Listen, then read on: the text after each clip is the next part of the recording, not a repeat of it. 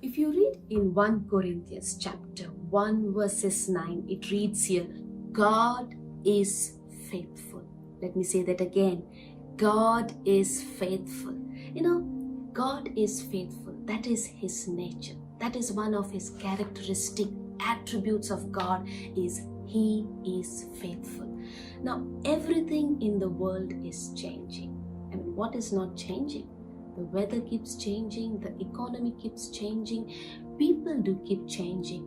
But one thing we can be sure of is God is the unchanging one. He is the faithful one, which means what He says, He will do it. When we say faithful, it means He is reliable. He is steadfast. That means we can rely on God for everything, in every area of our life. He's always going to do what He says He will do. How many of us are disappointed with people? They have promised us that they will do something for us, or they will give something for us, and you have seen that people have disappointed us.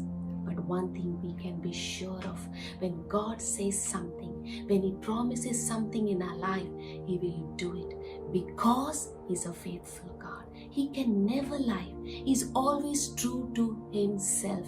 Maybe God has given promises over your ministry, over your businesses, over your life, and when you look into the natural, you feel that it is expired. You feel the promises of God are expired. You feel that it will not come to pass. But I want to tell you, stay in faith, because our God is a faithful God. When He says something, He does it. It may take time, but He will do it in the right time, right for you. If you look into Sarah's life, she was past an age of childbearing. And when God gave her word, she felt like, it is expired. It won't be possible. The thing was impossible for her to get pregnant and to bear a child. But when God spoke it, He did it.